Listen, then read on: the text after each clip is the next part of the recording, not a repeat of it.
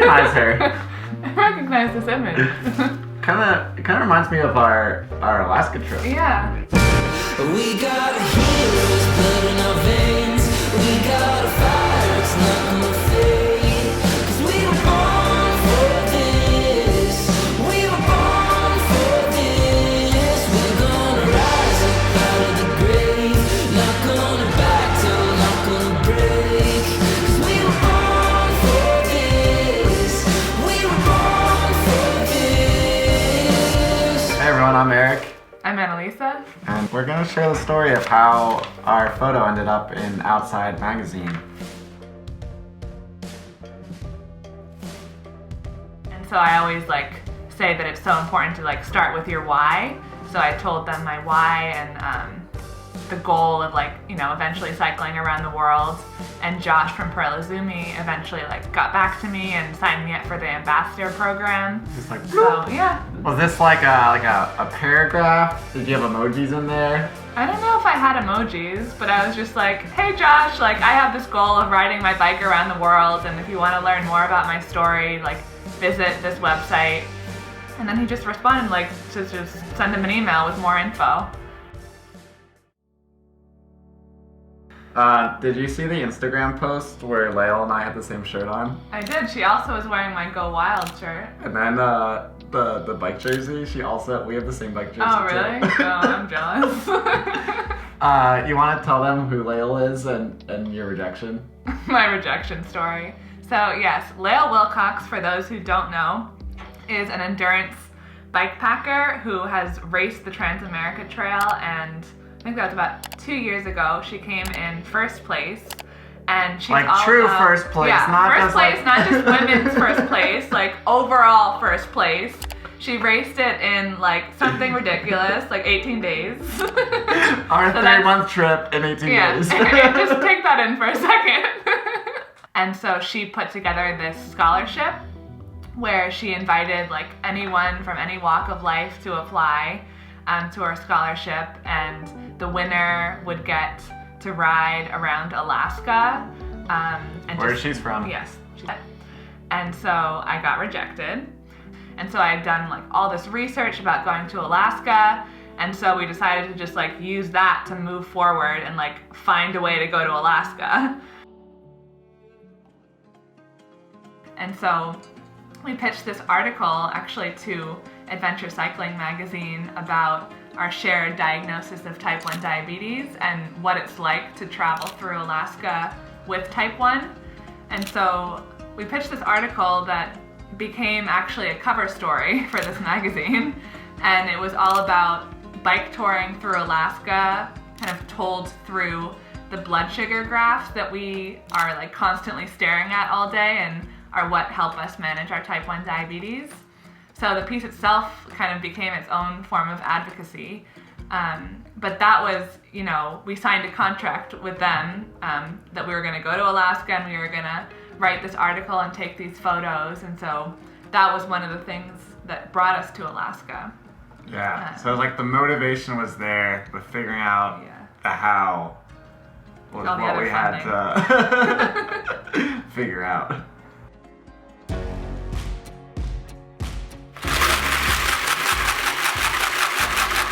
So people always ask us how we get paid what we do. And the most recent, oh my god, weak upper body. Most recent response is fans and brands, but it took a while to kind of figure that out. But along with reaching out to brands on Instagram, it's how do you actually meet people that are in your community? And the 5-borough bike tour was happening in New York, so that's one of the largest probably bike rallies that goes through every borough. Alright, I've been traveling since 6:30 in the morning to reach this point, which is the New York City Bike Expo. Super excited. But after a really long time, this will be the first time I've seen Annalisa in, I don't know, I'm gonna have to ask her, but the main reason we're here is to actually find sponsors for our Alaska trip, so I figured. And Annalisa and I showed up with the Miles of Portraits magazine to actually go around and talk to brands like Rebel and BioLite and all the sponsors that are there and to say, hey, this is exactly what we do. But we also realized that this trip to Alaska, it's not possible to just do it, to just rely on sponsorship. Like, we also make this like a crowdfunding effort. And so that's when Erik like decided, well, he told me that we probably need a Kickstarter. And that was something that I was like really hesitant about in the beginning, because I feel like there is a stigma around having a Kickstarter and like needing to ask everyone for money, and not everyone is comfortable doing that. And so that's something that I've like become more comfortable with. And I think it's actually like a really great thing to do, because it's like the Kickstarter itself is a great marketing tool, and it allows you to like just put yourself out there and like have excuses to go on podcasts and like share your story.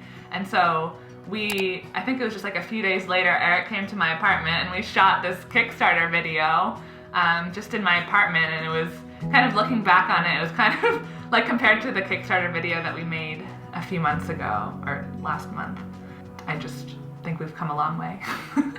So last summer we biked across the country on the Trans-America Trail. While defying the odds and showing others what's possible, in this morning's To Your Health, you'll meet two cyclists who are pedaling their way across the country to show those that suffer from any type of disease, sickness, or even disability can go anywhere and do anything. So because of our fans, so I think it was shocking to see, I think we had 136 backers our first campaign. And on Kickstarter, you're able to at least put out a stretch goal. And from the first trip, like, that's how we ended up with the camera and the mic and upgrading everything and just getting all the gear we need. But I knew something from the Trans Am that we wanted was a drone. And we hit our stretch goal and officially bought the Mavic Air. And it transformed what was possible to film and capture while up in Alaska.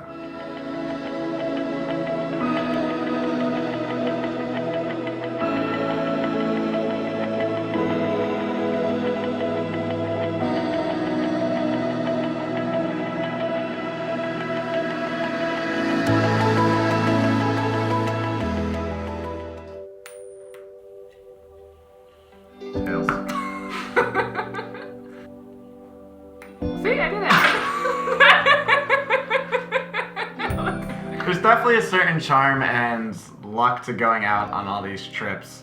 And when we were leaving Valdez, one, how much good weather we had on all of our trips, but in Valdez, one of the huge moments for us was missing this ferry that wouldn't come back for 2 days.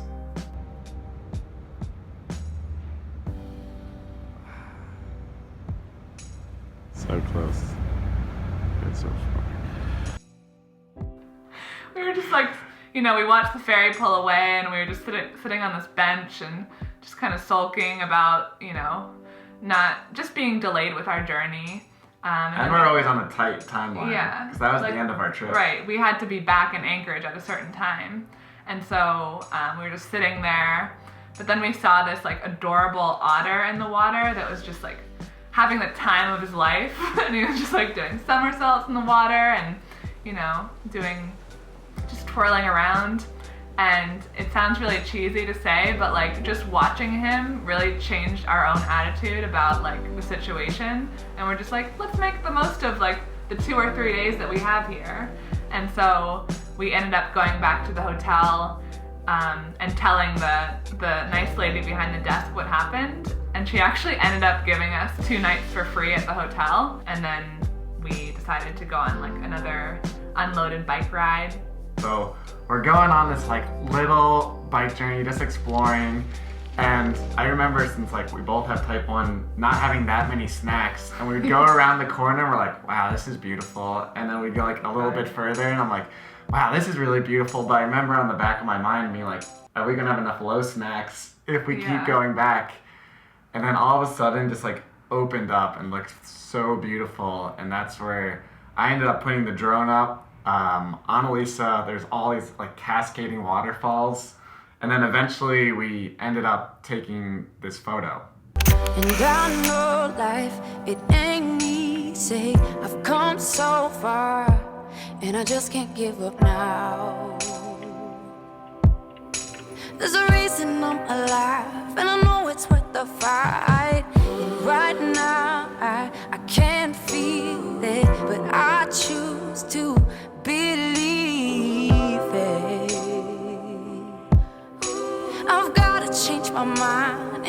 wanna change my life.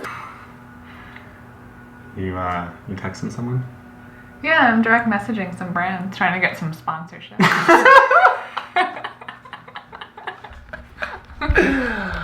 Annalisa and I spend a lot of time on social media, and a lot of people always are saying that we need to have a huge following, we need to have all these things, we need these certain bar. But the thing is, if you just put it out there, sometimes you'll have that luck and things will stick.